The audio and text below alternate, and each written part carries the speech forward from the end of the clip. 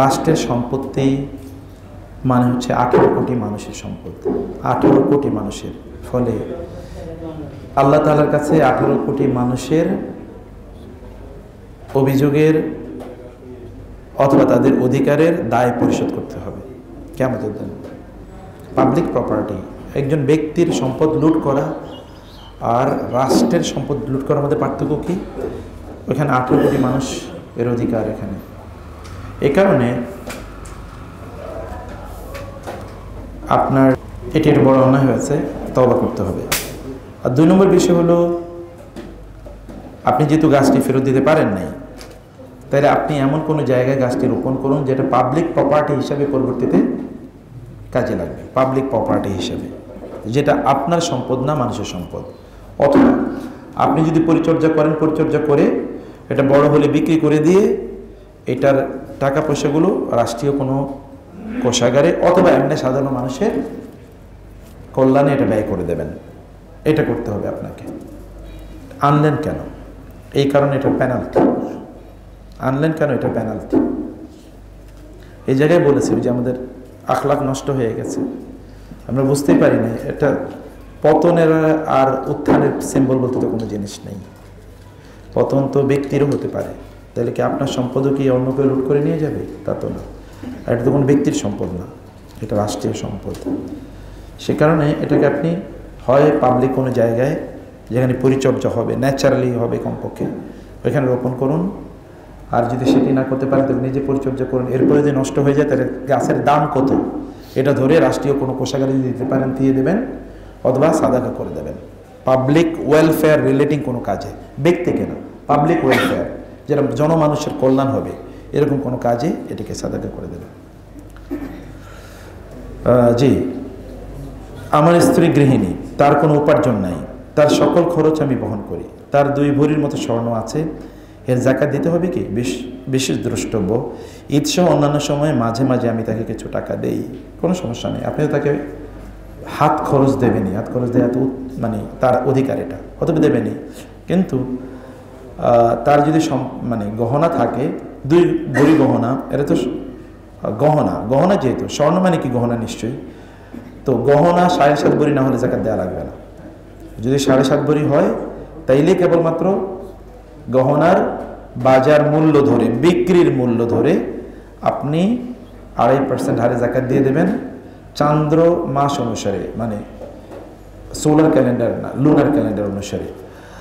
ইনি যদি দিতে পারেন তো ভালো, অন্যথায় তার গয়না বিক্রি করে জাকাত দেবেন। যদি সেটি আপনি না করতে চান তাহলে আপনার পক্ষ থেকে আপনি দিয়ে দিলে এটা সাদাকা হবে, আপনার পক্ষ থেকে, ওনার পক্ষ থেকে জাকাত হিসেবে আদায় হয়ে যাবে ইনশাআল্লাহ। গণভবন থেকে আমি কিছু সিডি ডিভিডি নিয়ে এসেছিলাম, এগুলো মিউজিক্যাল ইনস্ট্রুমেন্ট বলে মনে হচ্ছে, এগুলো নষ্ট করা কি ঠিক হবে নাকি এগুলো ফেরত দিতে আসবে? না, যেহেতু জিনিসটা হারাম জিনিস যদি নিশ্চিত হয় তাহলে সেটি আপনি যদি ফেলে দেন তাহলে কোনো সমস্যা হবে না। কিন্তু এটা ধরার কারণে আপনি গুনাহ হয়েছে, সেই জন্য আল্লাহর কাছে তওবা করতে হবে। ধরার কারণে কি হয়েছে? কবিরা গুনাহ হয়েছে, সেই কারণে আল্লাহর কাছে তওবা করতে হবে। আল্লাহ তাআলা যেন আপনাকে মাফ করে দেন। আর এই জাতীয় কিছু কাজের জন্য সাদাকা করতে হয়। গুনার কিন্তু 2টো দিক। গুনার জন্য গুনার অফিয়েশন বা এটার কাফারা হিসেবে 2টো কাজ করা যায়। একটা হলো কি? একটা হলো তওবা করা, একটা হলো সাদাকা করা। আর এটা কি করা? সাদাকা করা।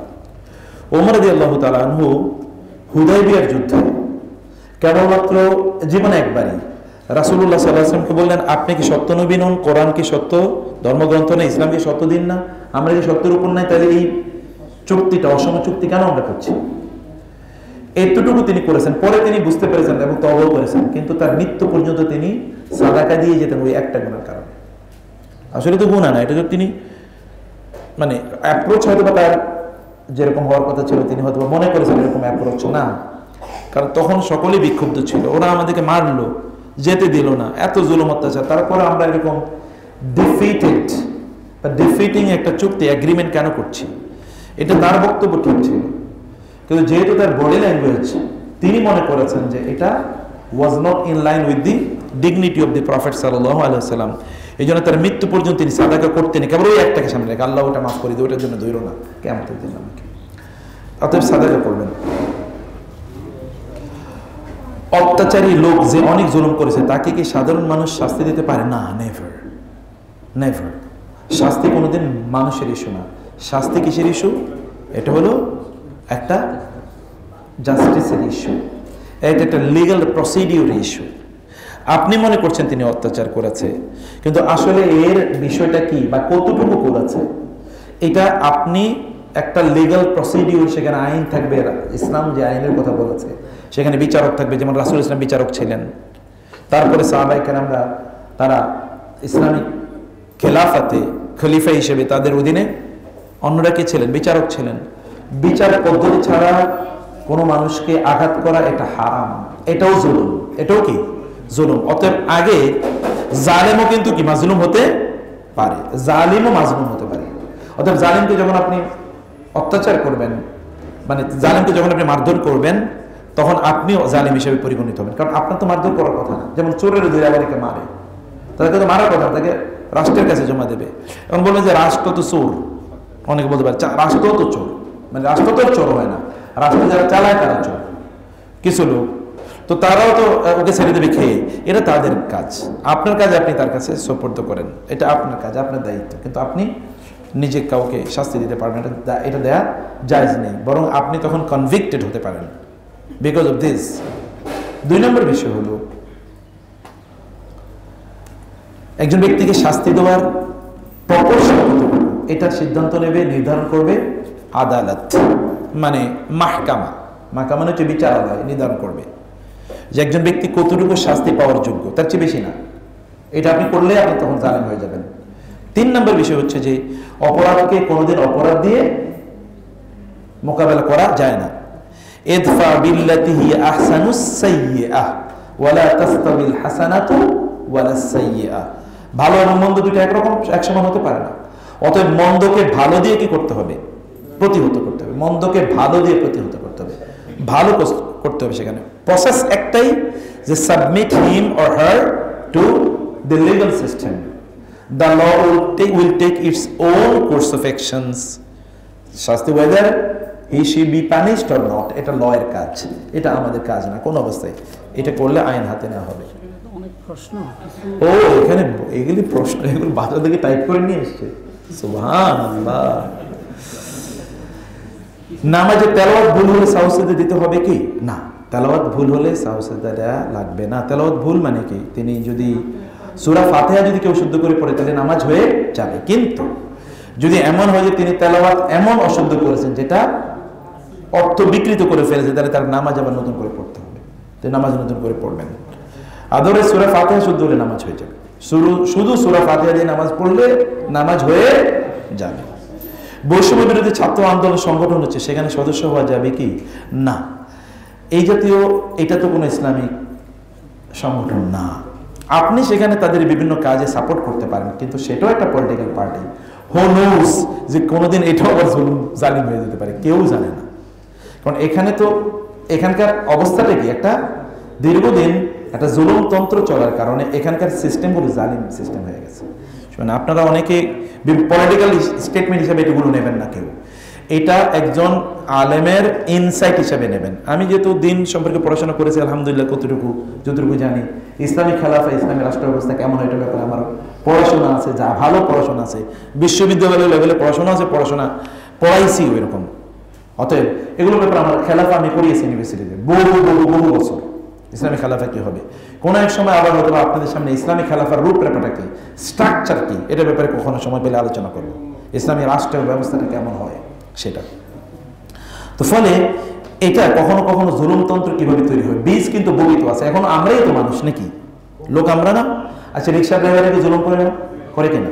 এখান থেকে ওইখানে যাওয়ার পর আপনার ভাড়া হলো 20 টাকা, তিনি আপনার কাছে 50 টাকা চাইবে। এবং যদি আপনি পরিচিত কোনো জায়গায় যান, কোনো কারণে উনি যদি মনে করে যে আপনি শ্বশুর বাসায় গেছেন, তাইলে তো 100 টাকা নেবে, কারণ আপনি কিছু বলতে পারবেন না। শ্বশুরের লোকরা বলবে কি কেমন জামাই, তো দেখি কৃপণ জামাই, অতএব তখন আপনার কাছে বেশি চাইবে, আপনি কিছু বলতে পারবেন না, না দিয়ে কোনো উপায় নেই। আমি মাঝে মাঝে এরকম বিপদে পড়েছি আর কি। তো ফলে জুলুমতন্ত্র যখন হয় তখন এটা কালচার হয়ে যায়। আমাদের সমাজে জুলুমটা একটা কালচার, মনে রাখবেন, আমাদের সমাজে জুলুমটা কি কালচার। গতকাল দেখেছেন, পত্রিকা দেখেছি, ওই রাজশাহী ওই কোন অঞ্চলে এক লোক, ওই যে সে ওষুধের মানে ডিস্ট্রিবিউটর বা এরকম কোনো কিছু, মানে সরকারি ওষুধ যে বিভিন্ন জায়গায় ইয়ে করা হয়, তো সেই যারা ওষুধ নিতে আসবে বা লাইসেন্স নিতে আসবে তারা বলছে এখন তো পরিস্থিতি একটু খারাপ, অতএব এখন দ্বিগুণ পয়সা দেওয়া লাগবে, ঘুষ দেওয়া লাগবে দ্বিগুণ। আগে কিন্তু 10,000, এখন 20,000 করে নিতেছে। জুলুম যখন সমাজে এস্টাবলিশড হয়ে যায় তখন সবাইকে কোনো কোনোভাবে জুলুমের সাথে সম্পৃক্ত হয়ে যায়। অতএব এটা করবেন না, এটা করার দরকার নেই। তারা যা করার করবে, এটা তাদের রেসপন্সিবিলিটি। আমরা যেটা করি, যে কাজ আমরা আগেও করেছি এখনো করি, আমরা হচ্ছে মানুষকে বলে যাই যে আপনার এটা ভুল, এটা কি সত্য, এটা আমরা বলে যাই। আগেও যাদেরকে বলেছি যেভাবে, এখনো যারা আসবে তাদেরকে বলবো। কাজ হচ্ছে ওলামায়ে কেরামরা, তারা মূলত প্রেসার গ্রুপ হিসেবে কাজ করেন। যেমন আহমদ ইবনে হাম্বল রাহিমাহুল্লাহ করেছেন, ইবনে তাইমিয়া করেছেন, ইমাম আবু হানিফা রাহিমাহুল্লাহ করেছেন, প্রেসার গ্রুপ হিসেবে। এবং তারা অত্যাচারের শিকার হয়েছেন, প্রত্যেকে অত্যাচারের শিকার হয়েছেন। আহমদ ইবনে হাম্বলকে প্যারালাইজ করে দেওয়া হয়েছে, ইমাম আবু হানিফাকে হত্যা করা হয়েছে জেলে, আর ইবনে তাইমিয়া রাহিমাহুল্লাহ তো বাকি সময়টা জেলেই কাটাইছে। ইমাম বুখারী রাহিমাহুল্লাহ তার অঞ্চলে থাকতেই পারেন না, ইমাম বুখারী রাহিমাহুল্লাহ তার এলাকায় থাকতেই পারেননি, এলাকা থেকে বের করে দেওয়া হয়েছে। এবং তাকে বের করে দেওয়ার পর তিনি এমন একটা জায়গায় গেলেন, ওইখান থেকে বের করে দিয়েছে, আরেক দেশে, ওইখান থেকে বের করে দিয়েছে। এবং তখন তিনি আল্লাহর কাছে বলেন, আল্লাহ দাকাত আলাইয়া আল আরদু বিমা রাহুবাত, আল্লাহ এই প্রশস্ত মানুষ, লাখ লাখ মানুষ আমার কাছে আসতো দিন শেখার জন্য, কিন্তু গোটা পৃথিবী এখন আমার জন্য সংকীর্ণ হয়ে গেছে, আমি কি করবো আল্লাহ। তিনি পরে মারা গেছেন ওইখানে, ওই যে তাকে বের করেছে কয়েকদিন পরে মারা গেছে, কারণ তার বিরুদ্ধে বদয়া ছিল। সেখানে এগুলো হওয়া দরকার নেই যেহেতু। আচ্ছা, 3 নম্বর প্রশ্ন, যোহরের আগে 4 রাকাত সুন্নাহ নামাজে 4 রাকাত ধরে সূরা মেলাতে হবে নাকি 2 রাকাত সূরা মেলাবো, বাকি 2 রাকাত সূরা ফাতিহা পড়লে হবে? এর আগের বক্তব্য যা বলছে এখনো তাই। সূরা ফাতিহা পড়লে নামাজ হয়ে যায়, আর নামাজের সাথে অন্য কোনো সূরা মেলানো সুন্নাহ, আপনি মেলাইলেও হবে, না মেলাইলেও হবে ইনশাআল্লাহ। আমি জেনারেল পড়ুয়ার ছাত্র, মোটামুটি ইসলামের পথে চলার চেষ্টা করি। আচ্ছা, কোরআন মাজিদ ছোট থাকতে শেখা হয় নাই, মাত্র হুজুর ধরে 3 মাস কোরআন শেখা হয়েছে। এখন কোরআন শুদ্ধ করে টেনে পড়তে পারি না, এবং কোরআন পড়লে সওয়াব হবে কি হবে না, আপনি দ্বিগুণ সওয়াব পাবেন। কখন সওয়াব পাবেন? দ্বিগুণ। হাদিসে এসেছে, ওয়াল্লাযী ইয়াকরাউল কুরআন ওয়া ইয়াতাতাআতাউ ফীহি ওয়া হুয়া আলাইহি শাক্কুন ফালাহু আজরান। কেউ যদি কোরআন পড়তে গিয়ে কষ্ট করে পড়ে, ঠেকে যাচ্ছে, উচ্চারণ মুখ দিয়ে আসতেছে না, তারপরে পড়ে, তার জন্য সওয়াব 2 গুণ। একটা হলো পড়ার কারণে, আরেকটা কিসের জন্য? কষ্ট করার কারণে, 2 গুণ সওয়াব। প্রথম স্ত্রী বিদ্যমান থাকা অবস্থায় কোনো ব্যক্তি যখন দ্বিতীয় বিয়ে করতে চায়, তখন প্রথম স্ত্রী বিভিন্নভাবে বাধা প্রদান করে, মাসালার ভয় দেখায়, সন্তান নিয়ে পৃথক হয়ে যেতে চায়। এই কাজগুলোর কারণে প্রথম স্ত্রীকে জালিম বলা যাবে কিনা? সুবহানাল্লাহ। প্রথম স্ত্রীর মাঝে কুফরের বৈশিষ্ট্য বিদ্যমান, কাফের বলা যাবে কিনা?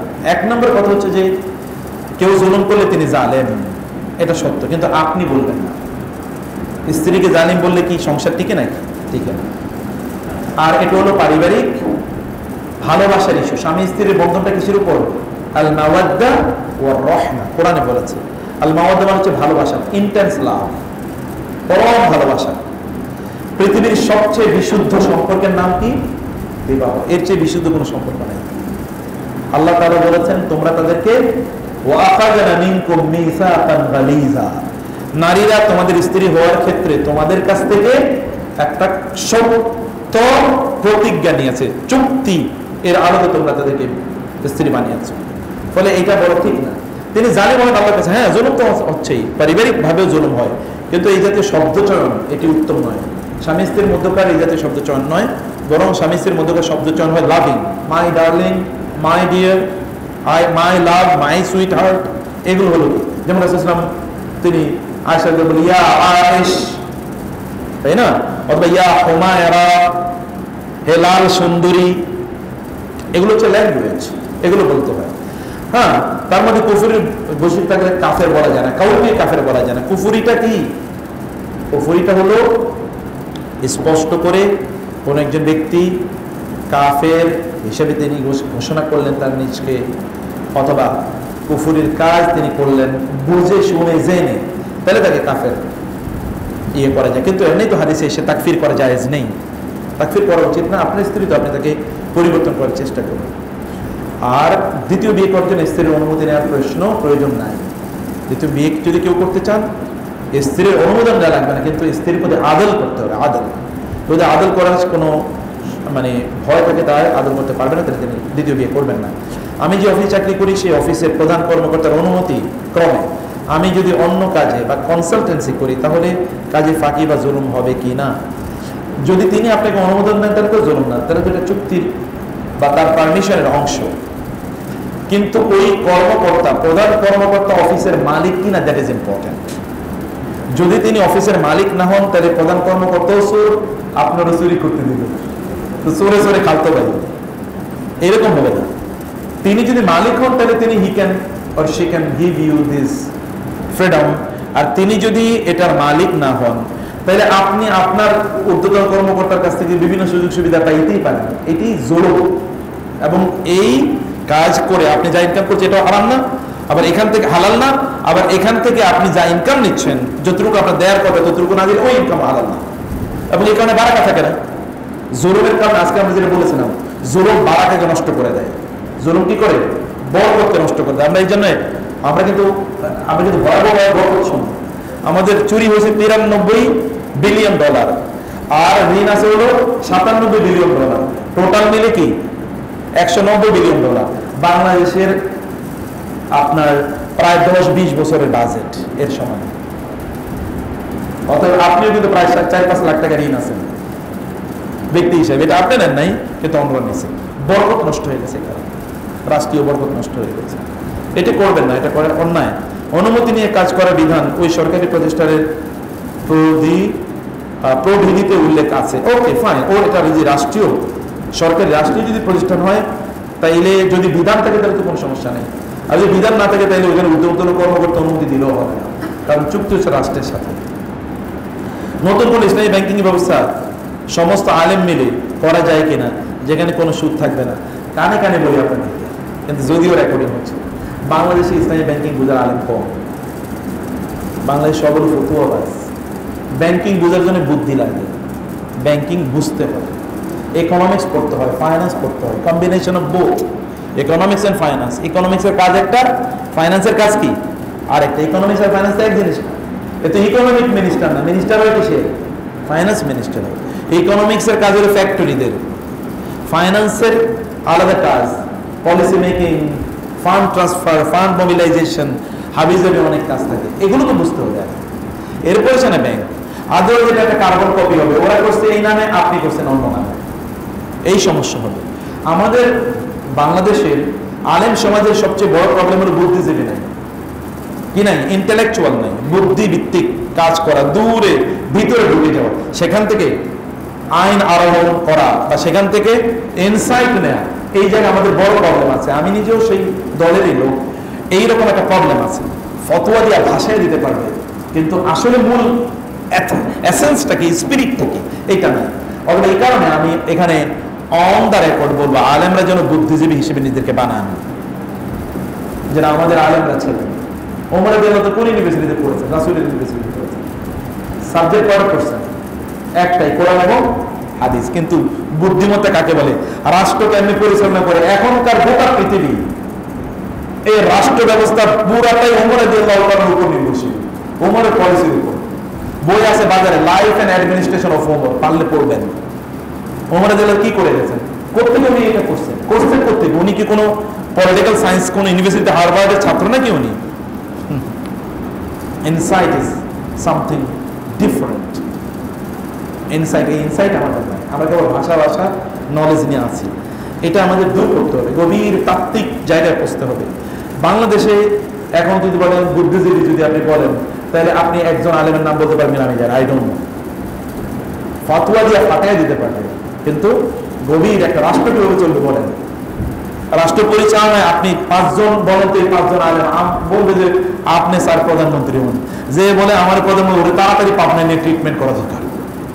আচ্ছা, আমি প্রধানমন্ত্রী কি বুঝি, স্যার আপনি ফাইন্যান্স মিনিস্টার হন। মানে অনেকেই বলতেছে আমাদের আলেমদেরকে অমকের ওই মিনিস্টার হিসেবে দেখতে চাই। আমি মাঝে মাঝে হাসি, আমি আর আমার ওয়াইফ বলে পাগলের কলা। একটা রাষ্ট্র পরিচালনা করার জন্য কত মেকানিজম আছে, এই মেকানিজমটা তো বুঝতে হবে নাকি। ল্যাঙ্গুয়েজ আপনার দেখেছেন, একটা পুরো শাসন ব্যবস্থা পতন হয়েছে একটা শব্দের কারণে, কিনা বলেন তো? একটা শব্দ না, দেখছেন কোথায় শব্দ দেয় থেকে? একটা শব্দ কেমন এলোমেলো করে দিতে পারে গোটা ব্যবস্থা, এলোমেলো করে দিতে পারে। This is important. অতএব ক্যালকুলেশন এটা করা দরকার আমাদের, এইটা আমাদের করতে হবে। আলেম সমাজ মিলে নতুন কোনো বিজনেস চালু করা যায় না, গুড। আমি তো বিজনেসের পক্ষের লোক, যদিও আমি বিজনেস করি না, কিন্তু বিজনেস পক্ষের লোক। বিজনেসে আলেমদের করা উচিত। কোরআনে আল্লাহ তাআলা বিজনেসের কথা বেশি বলেছেন, আল্লাহর সাথে বিজনেস এবং মানুষের সাথে বিজনেস, তাই না? বিজনেসের কথা বেশি বলেছেন। গোটা পৃথিবী চালায় কারা বলেন তো, কেউ বলতে পারেন? হ্যাঁ, পলিটিক্যাল মানে রাজনীতিবিদরা চালায় দেশ, রাষ্ট্র, পৃথিবী, নাকি বিজনেসম্যানরা চালায়? বিজনেসম্যান। এই তো দেখি আপনার সব রাষ্ট্রবিজ্ঞানী, মাশাআল্লাহ। পৃথিবী চালায় বিজনেসম্যানরা, কোনোদিন রাষ্ট্রপ্রধানরা রাষ্ট্র চালায় না, কোনোদিন না। রাষ্ট্রপ্রধানরা তো ভিক্ষুক, অমুকের কাছে বলে যে আমার কিছু টাকা দেবো, না চলবে না। পৃথিবী চালা হচ্ছে ব্যবসায়ীরা। এই জন্য ব্যবসা করবে, সবাই ছোট করে ব্যবসা করে, ছোট ছোট করে, চাকরি বাকরির পাশাপাশি ব্যবসা করে, করতেই থাকেন। আপনার টাকা হওয়া উচিত, ভালো মানুষের টাকা হওয়া উচিত। খারাপ মানুষের টাকা পয়সা সব তখন কি হয় বলে দিয়ে, তখন লোক তরজ করে তারা, তাই না? ভালো মানুষের টাকা বেশি থাকলে, এবং যেমন এই মসজিদে আপনি হয়তো বলতেন আমি একতলা করে দেবো, আমার টাকা থাকে, এটা ভালো মানুষের টাকা দরকার। আমরা ইনভেস্ট করতে পারবো, জি। ইসলামী খেলাফত, হ্যাঁ, ইসলামী খেলাফতের কথা বললাম, ইসলামী খেলাফত আমাদের লাগবে। এটা আপনারা পড়েন, পড়াশোনা করেন, আপনারা নিজেরা এরকম হয়ে যান। যদি এখন বলা হয় ইসলামী খেলাফত করবো আমরা, আমাদের 100 জন মিনিস্টার লাগবে, আপনি 5 জনের নাম আমার কাছে দিয়ে যান, 5 জনের নাম দিয়ে যান যে এই 5 জন এই করবে, পারবে। আমি নিশ্চিত করে বললাম, ওভার শিওর করবো। কতবার ওভার বলছি? একটুবারে, এর চেয়ে বেশি বলা যায়, এটা বলতে হবে। এটা আপনি করবেন। আপনি বিদেশে পাঠাবেন, কি বলে না, ওই যে অ্যাম্বাসেডর পাঠাবেন, কয়জনের নাম বলেন তো অ্যাম্বাসেডর? ডিপ্লোমেসিটা বুঝবে, অন্য যে ওয়ার্ল্ডের ডিপ্লোমেসি বুঝবে, এরকম বুঝতে পারে। রাসূল ইসলামের ওমরের রাসূলের ডিপ্লোমেসি বুঝেন না, ওই যে হুদাইবিয়া সন্ধিতে, তাই না? এরপরে সূরাতুল ফাতহ নাজিল হলো, ইন্না ফাতাহনা লাকা ফাতহাম মুবিনা। এরপর ওমর বুঝলেন যে ও আসলে তো ভুল হয়েছে, আসলে তো এটা কি বিজয়। ডিপ্লোমেসি কাকে বলে? কারণ ডিপ্লোমেসিটা ছিল কোথায়?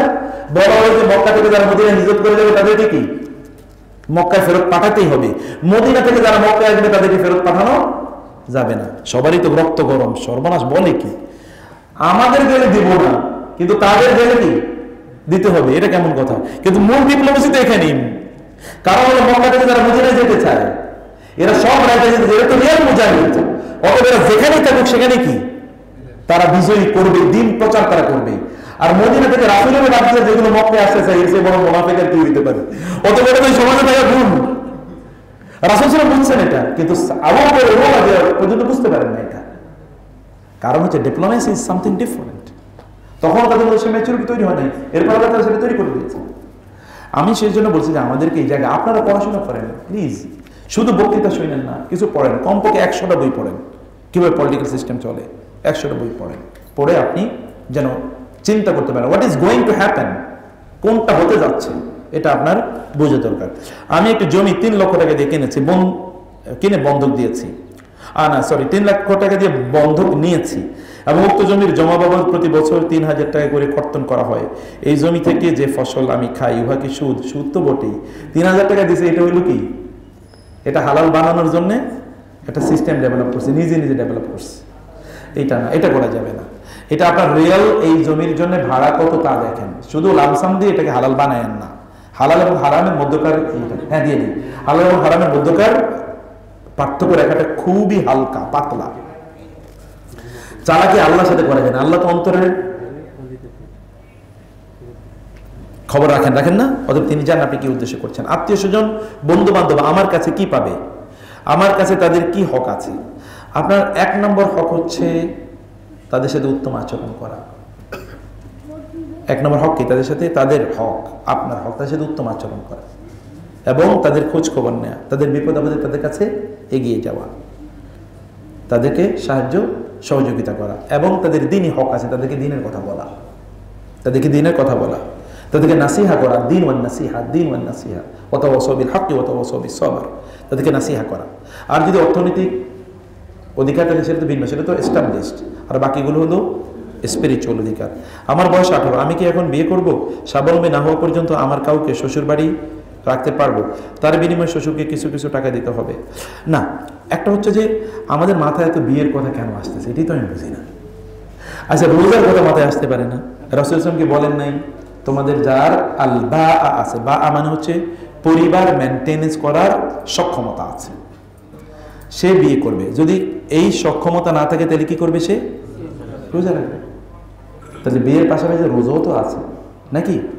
2 নম্বর হচ্ছে যে আপনি ইমোশনালি বিয়ে করলেন, কয়েকদিন পরে বউয়ের যে তেল লাগবে, সাবান লাগবে, তারপরে তার কি লিপস্টিক লাগবে, এগুলো কিনে দিতে পারবেন না। এরপর ও বউ যাবে একদিকে, আপনি যাবেন আরেকদিকে। এটা করার দরকার নেই। বউ পরিচালনা করার জন্য একটা বউ পরিচালনা করার একটা রাষ্ট্র পরিচালনা করে একই কথা, বুঝতে পারছেন না? কত লোক বউয়ের ভয় বাসায় যায় না, এরকম আছে কি না? বহু আছে। সে কারণে আপনি এটা বুঝতে হবে, এটা বোঝা দরকার। আর পরিবার পরিচালনার জন্য প্রত্যেকের ট্রেনিং নেওয়া দরকার। পরিবার কীভাবে চালাবে, এটা ইমোশনাল ইস্যু না, এটা একটা রেসপন্সিবিলিটি। বিয়ে কি একটা রেসপন্সিবিলিটি, বিয়ে একটা রেসপন্সিবিলিটি, সেটা করবেন। হ্যাঁ, তারপরে যদি আপনি মনে করেন যে আপনি দিন বা আপনার চরিত্র রক্ষা করার জন্যে আপনার বিয়ে করাই দরকার, তাহলে পিতামাতাকে বলেন, অথবা শ্বশুর যদি রাজি হয় তাহলে সেটা হতে পারে, সমস্যা নেই। আপনি কিছু টাকা দেবেন, শ্বশুর তো তার মেয়েকে রাখতেই পারে, এটা রাখা নাজায়েজ না, এটা রাখা যেতে পারে, তিনি চাইলে এটা রাখতে পারেন। কিন্তু আপনাকে মৌলিকভাবে বিয়ের জন্য স্বাবলম্বী হওয়া, কারণ কোরআন তাআলা বলেছেন ওয়ামান লাম ইয়াস্তাতি' মিনকুম তাওলান আন ইয়ানকিহাল মুহসানাতিল মুমিনাত ফামিম্মা মালাকাত আইমানুকুম। তোমরা যদি সম্ভ্রান্ত নারীদের বিয়ে করার সামর্থ্য না রাখো, অর্থনৈতিক সামর্থ্য মানে কি? আবার বলছি, অর্থনৈতিক সামর্থ্য। শারীরিক সামর্থ্য না হলে তো বিয়ে করা হারাম, সে লোক তো হিজড়া, এর আবার বিয়ে কি? সামর্থ্য মানে কি? অর্থনৈতিক সামর্থ্য, কোরআন এবং হাদিসের কথা। অর্থনৈতিক সামর্থ্য থাকলে বিয়ে করবেন, আর যদি অর্থনৈতিক সামর্থ্য না থাকে তাহলে তিনি কৃতদাসী বিয়ে করবেন। কৃতদাসীদের খরচ কম, কিন্তু স্বাধীনা নারীর খরচ বেশি। শুধুমাত্র কোরআনের হাফেজ জাহান্নামে যাবে, কথাটা একজন শায়েখ বলেছেন, বুঝিয়ে বলবেন প্লিজ। যিনি বলেছেন তিনি হয় তার স্লিপ অফ টাং ছিল, এটা মানে কি তার বলতে গিয়ে অথবা ভুল কথা বলেছেন, অথবা আপনারা তার শায়েখ বানাইছেন, দুইটা যে কোনো একটা। হয় তার মুখে এটা মুখ থেকে ছুটে গেছে কথাটা, শুধুমাত্র কোরআন হাফেজরা জাহান্নামে যাবে, কথাটা একেবারেই ঠিক না। হাদিস যেটা এসছে জাহান্নাম উদ্বোধন করা হবে যাদেরকে দিয়ে, তোর মধ্যে এক ব্যক্তি হচ্ছে সে কি করেছে? কোরআন পড়েছে, শুধু এখানে কোরআন না, কারাআল কোরআন ওয়া তাআল্লামাল ইলমা, হাদিসটা পড়বেন ভালো করে। সে কোরআন পড়েছে এবং কি জ্ঞান, দ্বীনি জ্ঞান অর্জন করেছে, এবং এগুলো কি জন্য করেছে? দুনিয়ার উদ্দেশ্যে। এখানে তো হাফেজের প্রশ্নই আসে না, আর সে কারাআল কোরআন, কোরআন পড়ছে। বাংলাদেশের সব কারীরা কি হাফেজ নাকি? বুঝেন নাই? বাংলাদেশে যারা কারি এটা হলো হাফেজ, এটা হলো কারি হলো যারা টাই না গলা ফাটে কোরআন তেলাওয়াত করে, এটা তো হাফেজ। সবাই হাফেজ না, কিছু কিছু হাফেজ, কিছু কিছু হাফেজ না। তো এটা হলো কারাআল কোরআন, তিনি কোরআন পড়ছেন। যেমন বাংলাদেশে কিছু সময় এর আগেও সিনেমা উদ্বোধন করা হতো, সিনেমা হল কোরআন তেলাওয়াতের মাধ্যমে। সিনেমা হল, মদের দোকান উদ্বোধন হয়েছে কোরআন তেলাওয়াতের মাধ্যমে।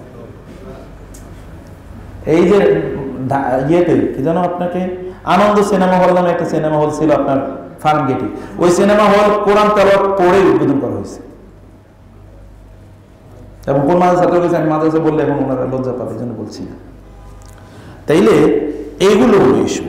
তিনি এটা করেছেন এবং দ্বীনি জ্ঞান অর্জন করেছেন কি কারণে? তাইলে তিনি বই পড়তেছেন আজকে, যেমন আজকে খুতবা দেওয়ার জন্য আমি কালকে সারা রাত পড়তেছি, সকালবেলা পড়তেছি, খুতবা দেওয়ার উদ্দেশ্যে, আমার নিজের জ্ঞান অর্জন করা অথবা নিজে বোঝা বা আপনাদেরকে বোঝানো, এই উদ্দেশ্য না। খুতবা দেবো তাইলে বলবে আরে কি জ্ঞানী, তাইলে তো জাহান্নাম, ফান্নার ওয়ান্নার জাহান্নাম, তাহলে তার নার ওয়ান্নার জাহান্নাম।